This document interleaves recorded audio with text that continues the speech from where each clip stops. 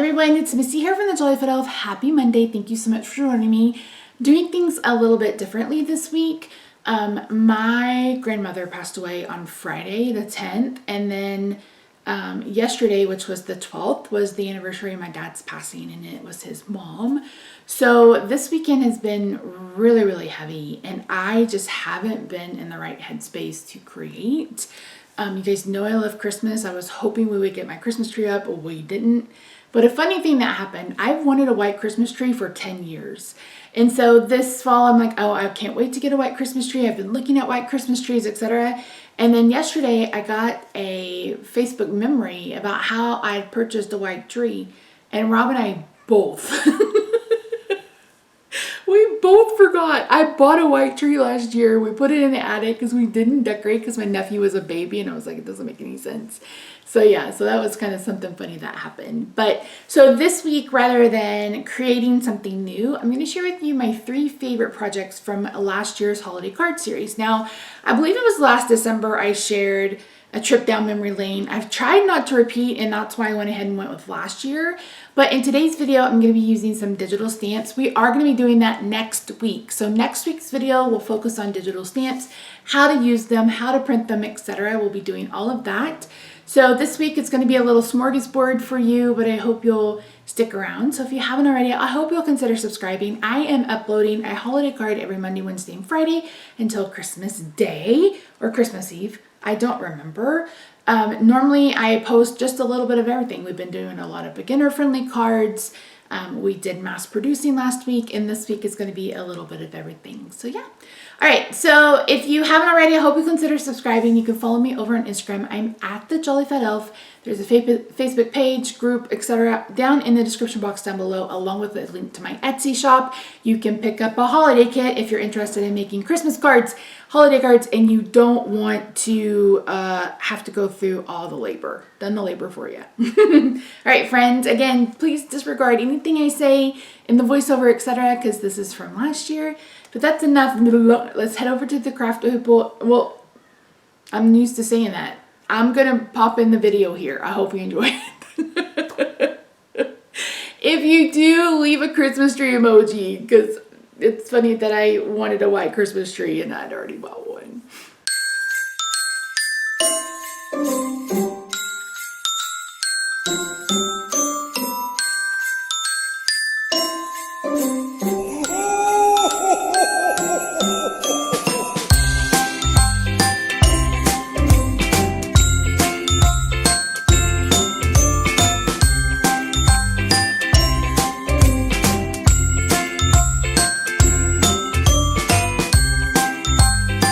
It's Misty here from TheJollyFatElf. Welcome to another day in my 2022 holiday card series. Thank you so much for joining me. In today's video, I have the cutest little snow images for you. Oh, they are so stinking cute. This whole set of clip art is so stinking cute. So this is they're actually digital stamps that I picked up from a shop on Etsy. I will have the shop along with the specific ones I picked up linked in the description box down below. You guys know I love working with digital images, and that's mostly because you can manipulate the size of them. So I'm going to be sharing with you some ones I'm going to use on a card today. So yeah, let's head over to the craft table. I'll show you how I colored, and then we'll make some really fun cards using these cute little snow people. They just so cute. They're so cute. They're so cute. So I'm going to be doing some Copic coloring today, and I've got this sped up to about 800% faster than normal. So no, I don't really color this fast. So I'm going to try to freeze frame on the marker colors so that you have them. So as I was mentioning in the intro, there are tests that you can take, to see if you're a super taster. And there's also one, like if you have super taste bud where you taste more flavors than the average person, but there's also one about colors, and I remember taking it, I don't know, probably a dozen years ago or so, and it just said that I see more color than the average person does. So maybe that's why I don't like the shade in gray, because everybody's like, oh, and you shade in gray, if you shade white and gray, then it looks more white. It doesn't to me. It looks dirty. Now, I'm not saying that's the wrong way to do it. I'm just telling you why I don't like the shade white and gray. You'll see me do it in blue. You'll see me do it in like a blue-green. You'll see me do it in a cream. But you'll rarely see me do it in gray. And it's just because it looks so dirty to me. So for these snow people, I went with blue, and I'm using the lightest blues, and I'm kind of just going around it. Again, just adding some shade where there would be some shade, leaving a lot of open space, and just letting the cuteness of these characters kind of win your heart over. The one in the cup especially are just so stinking cute. And I was thinking these would make like cute little snowman gingerbread too, if you wanted to color them in brown. So stinking cute. So I'm coloring them both at the same time, shading them with the blue, and then we'll move on to coloring each of them individually, and then we're going to move on to the actual card making of it all. So yeah, I'm really pleased how these two turned out. I don't love the one with the cup. I don't love the like the final card, because I don't know. I just felt like I wanted to do something a little bit different, but I couldn't get my brain to say, okay, Misty, this is what we're going to do. So yeah, so I am bringing in the color of Splendor to blend out some of this blue, because there's not a lighter blue than B quadruple zero, and this just kind of helps it all blend out. I do leave some of it though, and that's okay. So we're going to color their noses. So on the first one, I'm going to go ahead and make it look like it has ridges, and that's why I'm starting with the darkest color. And now on the other one, we're just going to color darkest to lightest in a gradient, starting at the bottom, working our way up. I like both noses. You guys will have to let me know what your favorite nose is in the comments, or just which one of these snow people is your favorite. There are other images. There's one with a hot cocoa can I thought we would make into tags or something. I thought that might be fun. Well, we have plenty of time, lots of weeks left in this holiday card series. So yeah, if you haven't already, be sure to let me know what you're interested in seeing, etc. We are going to get to some of the mass producing that I promised over the next couple of weeks.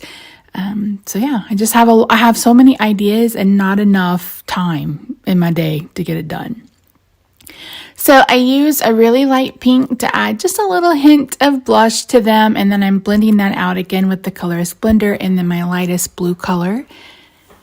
So one of them, as you saw from the thumbnail, is going to be red and white, and the other one is going to have pinks and blues and reds, which is one of my most favorite color palettes, as you well know, especially if you've been here for a while. If you haven't been for a while, hi, I'm Misty. I've been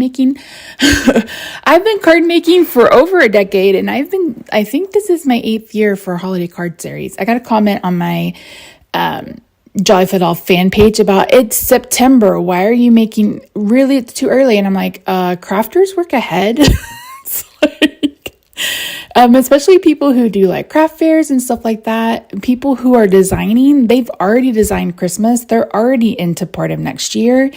So yeah, I mean, this is a lot. And that's how it goes, because I like to sell my cards. I like you guys to be able to buy them.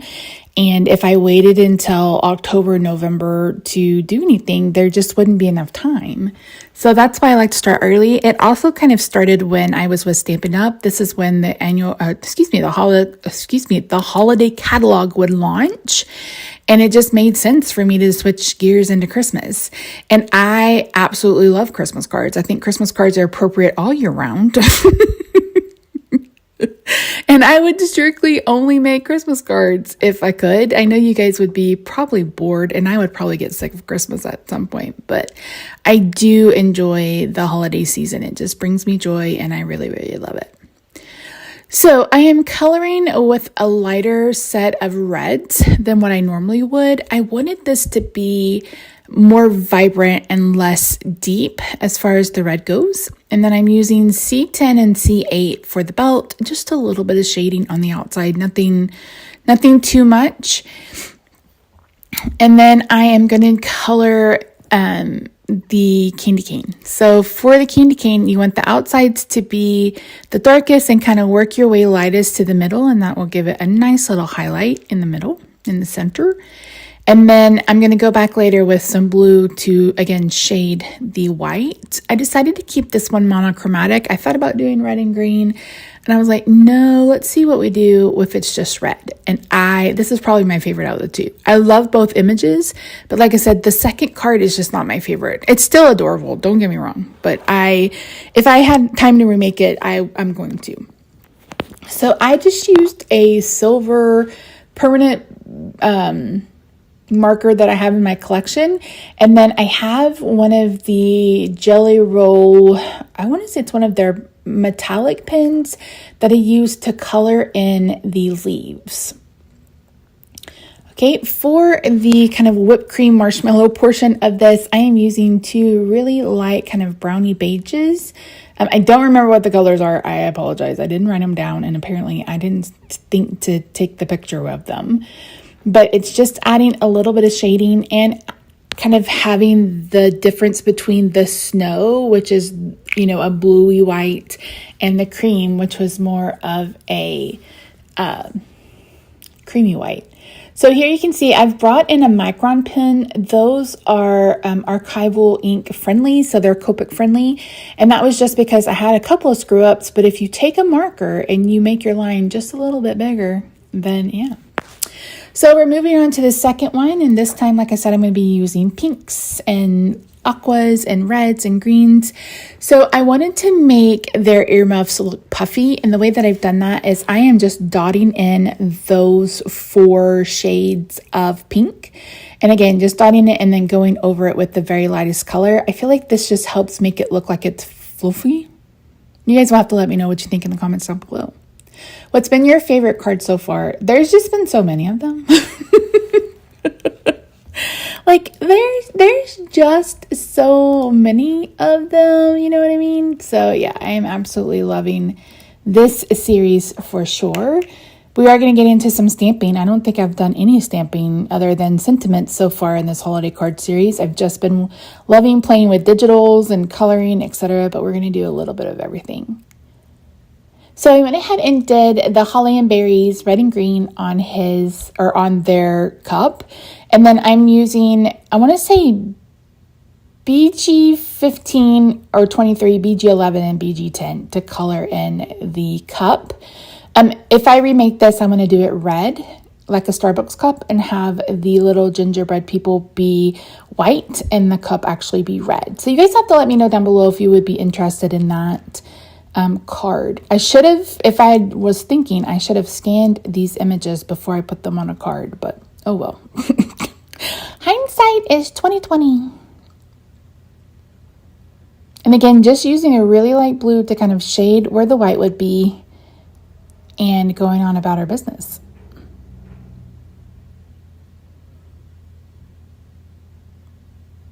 And I'm just bringing in a plain pink to color in the little gingerbread. And then I'm adding some Nuvo. That's a brand new Nuvo pen. So we got a little more shimmery than he normally would. So I am going to do a little bit of ink blending and just a little hint of this kind of blue-green that I want to go behind the little snow person in the cup. So as you can see here, it's just a hint of blue. We're not doing a whole bunch, and that is actually on the front of the card base. These are the toothbrush brushes that you can find off Amazon. Stamp Anything has some. A lot of people have them, and they're really simple to use. I prefer them other than like the regular round ink blenders with the foam. So I'm going to go ahead and attach this with the Scotch mounting foam. You guys, was this? This was a journey to get. I tried to get another roll off Amazon twice. The first time they sent me Velcro. The second time they sent me Velcro. The third time, I think I managed to actually buy from Scotch and they sent me another roll, but I think it's the one that's the more plasticky kind. I'm not sure. I'll have to open it up and play with it, but I may have to decide on something different than the Scotch tape because it's been different every single time I've purchased it, I swear. So there's our little card. Isn't he so cute? Oh my gosh. So I thought about bringing in a sentiment. I thought about bringing in a piece of paper. I kept going back and forth. And then I remembered I had this little jar of heart sequins. I believe I got these from the Simon Says Stamp, like Valentine's themed card kit earlier in the year. And they have these little tiny little baby hearts, and I decided to go ahead and add those around it.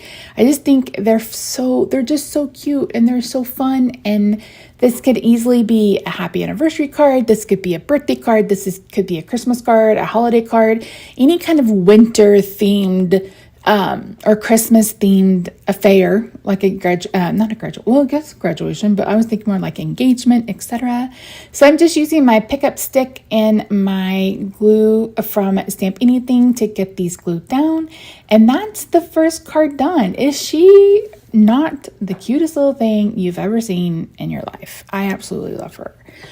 So for this one, I have a whole bag of scraps that I have been collecting. I store all of my paper in my 6x6, not 6x6. I store all my 6x6 paper in quart-size bags. And as I was making all those Doodlebug cards, I actually had a couple of collections that just had like 5 or 6 sheets left of each. So I just went ahead and combined it all. And here I'm just playing with the layout. I'm playing with the colors that I want, etc. And just going through and deciding which colors I feel like coordinate. Again, if you saw if you saw the Rocking Horse card, you hear me talk about that. You want one that is a bold pattern. You want one that's more of a medium pattern. And then you want one that will play like it's a solid. Lots of fun paper. I ended up using a plaid pad from My Favorite Things because they have all the plaid. Is that not it's so pretty. I think I bought 4 of these. No lie. So this is the patterns that I've picked. So we only have 2. We actually have a big one, which would be the plaid. The medium one, which is actually that pink paper with the ornaments behind it. And then I'm going to be using an actual solid. So we're going to be using a piece of cardstock. So this cardstock is from MFT. Caribbean Sea? Wait, I don't even remember, but I do remember that it's from MFT. So I'm doing some cutting and stuff off camera, and then I'm just going to get everything adhered with glue tape, and then that's it. I lost the footage of the last couple of minutes, but you really didn't miss much of anything. I'm going to adhere these things together, and then I'm going to put this on a pink card base that measures 4 1/4 by 11, and I'm going to score it at 5.5. So that's it. Thank you so much for joining me today. I really do appreciate you. Let me know which of these is your favorite in the comments down below. Hopefully I will have the Etsy shop up and going over the next week or so. But anyway, that's it. I hope you have a good day, night, weekend, wherever you are. Don't forget to subscribe if you haven't already. And I'll see you in my next video. Bye for now.